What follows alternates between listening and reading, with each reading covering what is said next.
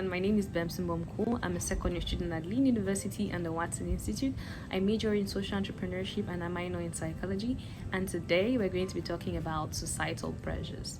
If this is your first time visiting my channel, know here we talk about everything women related, mental health related, and gender stereotypes or gender inequality related. So what are societal pressures? Societal pressures are the expectations that affect an entire community or group of people. There's a saying in our community, you have the right to do whatever you want to do with your life. However, when you decide that this is what I want to do with my life, the same people in your community, in this case, I mean your friends and family, or people who have a direct impact on your life, might tell you this is not what you should do. You should focus on doing things this way instead. So, though their suggestions might be realistic and true, it can also be very self-contradictory and confusing because they initially told you had a choice, but actually it turns out you actually do not. For example, as a young girl, I might want to focus on just getting on with my career and my education, and then later on down the road, like when I'm 30, I think about getting married and settling down. So this is what I want to do, but my family and friends might tell me, no, that's not what you should do. You should focus on getting married early, growing up with your kids. And because by the age of 30, most men are no longer interested in you because men like to get married to younger girls. So this is very true in my community, Cameroon, where I come from. Like, the suggestion from the family and friends is very realistic.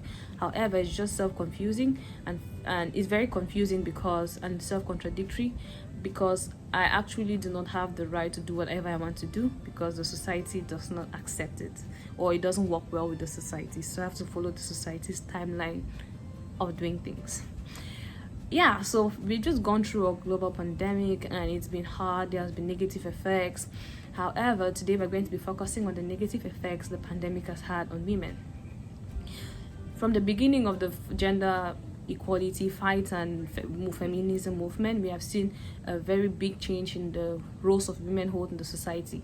At first, women just held domestic roles. However, nowadays they can also hold white-collar jobs and like go to offices and work there.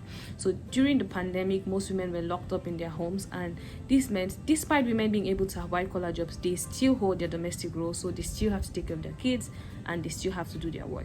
So during the pandemic, most women were locked up in their houses. Let me not say, yeah, they were literally locked up in their houses, and so they had to take care of their husbands, the elderly people at home, the kids, and still attend to a full-time job. And this can be stressful and lead to burnout. And when an individual is burnt out, it's just like you just don't have a way to manage your emotions properly. Neurologically speaking, when an individual is burnt out, it leads to an increase in the amygdala.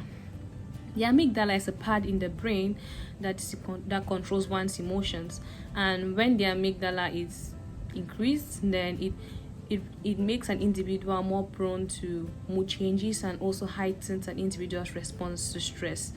And stress is a common factor in mental disorders that is overwhelmingly related to women, like mental disorders that overwhelmingly affect women, such as depression, anxiety, and bipolar disorder. Now that I've been able to see the negative effects of stress and gender inequality and societal pressures on women, what can we do to create a change in our communities?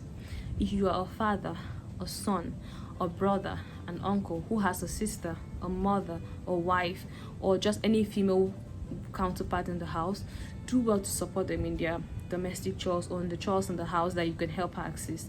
Secondly, you could also just be mindful that she's going through a lot. She has a lot on her plate and a lot to manage. And so sometimes women face the pressure. Am I actually being a good wife? Am I actually doing well in my job? Am I actually being a good mom? So just be there to remind her she's doing a great job. Like, just be supportive. Women and people in general love to be heard, love to be seen, and love to be appreciated. So if you're able to tell her you're doing a great job, keep it up, we love you, we appreciate you in the house, we see all the work you do for us, and we really appreciate what you're doing, it can just help in reducing the stress she faces or experiences. But even if it's a tiny bit, but it goes a very long way to help.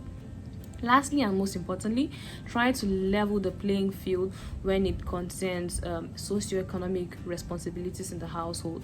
And if we're able to do this in our little families, in our little communities, in our little neighborhoods, if we're able to just do, since the society is made up of families, if each family is able to just assist their spouses and also level the playing field when it comes to socioeconomic responsibilities within the household, it's going to lead to a world where gender inequality and societal pressures is a thing of the past. So if you liked my content today, that's all we're going to be talking about today. And if you liked everything I said, don't forget to subscribe to my channel, share the video, like, and also feel free to drop comments in the comment section below. Thank you, and see you next time. Bye.